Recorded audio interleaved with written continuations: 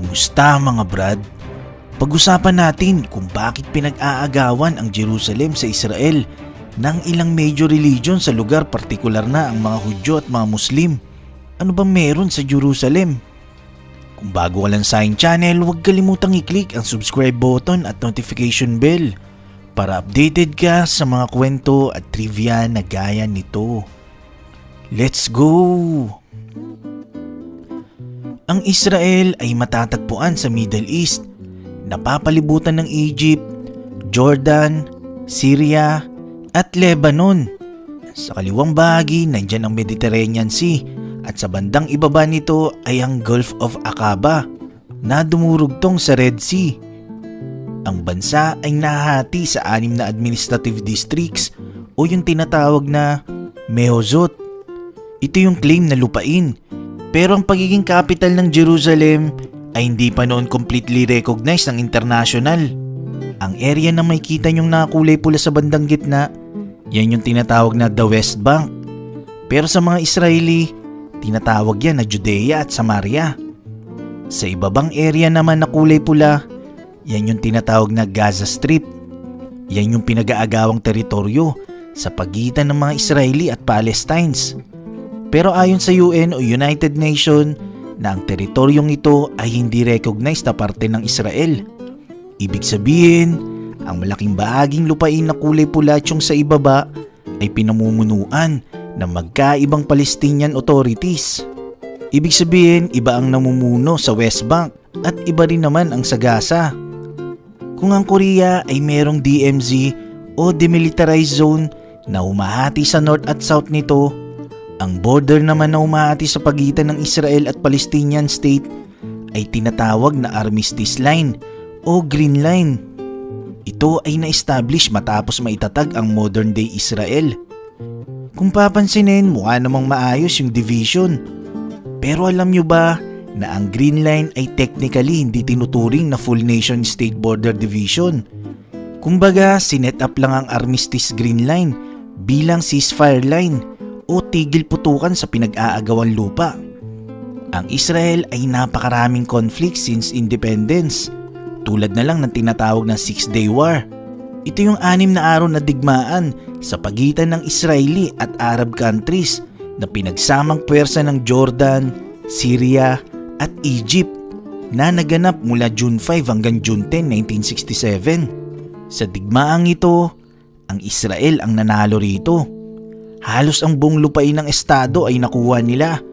Hindi lang yun, dahil nasakop rin nila ang Sinai Peninsula sa bahaging timog, nasakop ng Egypt. Maging ang Golan Heights sa Ilaga ay nasakop rin ng mga Israeli. Ibig sabihin, ang Armistice Green Line ay wala ng bisa para sa mga Israeli. Syempre, digmaan na nga kaya pinasok na nila ang border nito.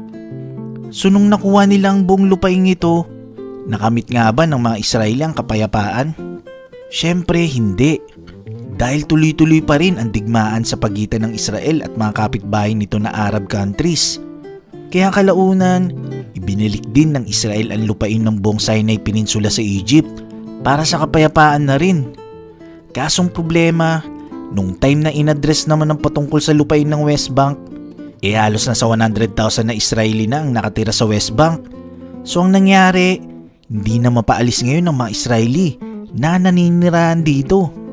Dahil dito, nagkaroon ng division sa loob ng West Banks na nagmistulang isla sa mapa. Ang West Banks ngayon ay nahati sa 3 magkakaibang dibisyon na in-establish ng Oslo Accords noong 90s.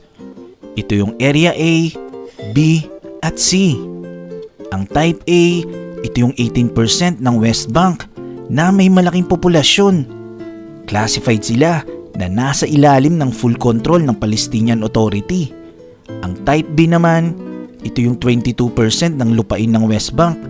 Ito ay nasa ilalim ng Palestinian Civil Authority, pero under sila ng Israeli Security Control. Ang Type C naman ay ang 60% ng lupain na halos hindi tinitiran ng sinuman. Ang buong lupain ito ay fully controlled ng Israel at kinakailangan ng permit sa Israeli authorities para makapagtayo ang Palestinians ng kahit anong establishmento rito Although sobrang hirap makakuha ng permit ang mga Palestinians para rito. Sa ngayon, sa halos half a million ng Israeli citizens, 5% dito ang naninirahan sa loob ng West Bank. Pero ang malaking issue ngayon ay ang Jerusalem. Bakit nga ba napaka-importante ng Jerusalem? Una, ang kabuuan ng Jerusalem ay inokupan ng Israel noong 1967 matapos ang Six-Day War. Samantalang nahati ang Jerusalem noon sa pamamagitan ng Green Line Armistice Agreement. Kumbaga, dahil tinamaan ng Green Line ang gitna ng Jerusalem, meron dapat West at East Jerusalem. Sa West, ito yung Israeli Jerusalem. Sa East naman ay ang Jordanian Jerusalem. Bali yung Blue Line, yan ang kabuuan ng Jerusalem sa mapa. Yung Green Line naman, yan yung Armistice Line. Sa kanan, yan yung teritoryo ng Palestinian State. Sa kaliwa naman, yan yung lupain ng Israel. Kaya nga sobrang ingat ng ginagawa nilang pagtatayo ng mga religious establishment dito. Kaya ito ang dahilan kung bakit ang tatlong major religions dito na Judaism, Christianity at Islam ay pinag-aagawan ang Jerusalem. Partikular sa mga Hudyo at Muslim. Ang majority sa UN member states ay hindi nire-recognize ang ginawang annexation ng Israel sa Jerusalem. Naniniwala sila na dapat ang Jerusalem ay nasa ilalim ng international status.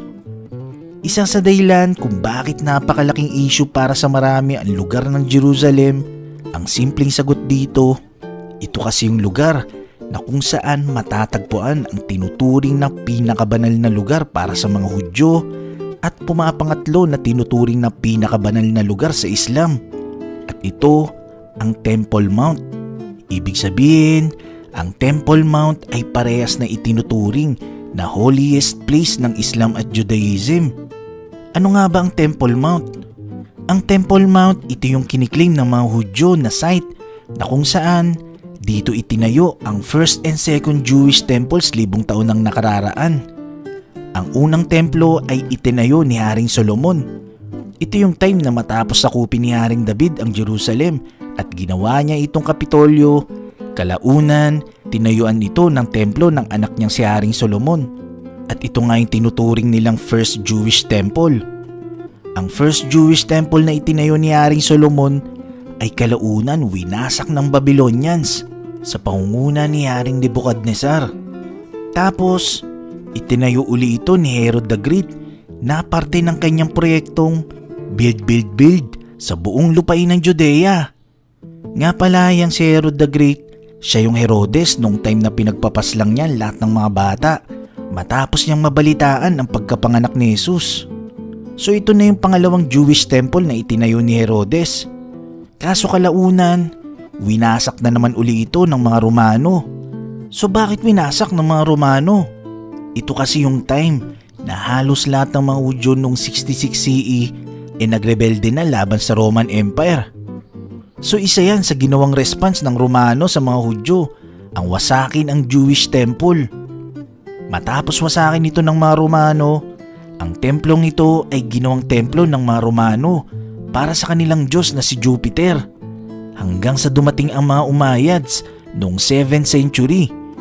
Ang Umayyads, ito yung grupo ng mga Muslim na itinuturing na first great Muslim dynasty ng Islamic Empire.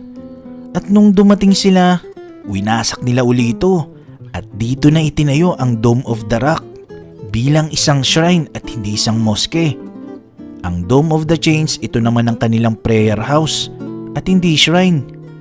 At ang Al-Aqsa Mosque naman dito, ito na yung mismong mosque.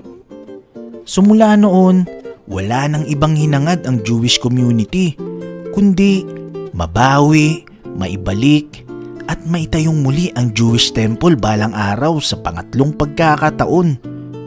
At syempre, hindi ito ganun kadali sa mga Hudyo. Dahil alam naman natin na anumang maling galaw ang gawing hakbang ng mga Hudyo sa lugar, siguradong hindi ito hahayaan ng mga Muslim na mangyari. Kaya medyo komplikado talagang issue na to patungkol sa Temple of the Mount. Alam niyo ba na yan din ang dahilan kung bakit maraming nag-react at bumatiko sa dating presidente ng US na si Donald Trump nung in-announce nito na nire-recognize na ng US ang Jerusalem bilang capital ng Israel at ang US Embassy na nasa Tel Aviv, Israel ay ililipat na sa Jerusalem. Kaya kung isipin kung wala kang ideya sa kasaysayan ng Israel, di ba kung isipin parang OA naman ng mga nagre-react at bumabatikos kay Trump. Yun lang naman ang in-announce ng US, ano bang problema doon? Gayunpaman, sobrang komplikado nga at napakalaking issue talaga ng usaping ito. Nagustuhan mo ba ang kwentong ito? I-click na ang like button at i-share ang video na to. Mag-iwan lang ng komento para sa inyong mga saloobin. Maraming salamat. Hanggang sa muli.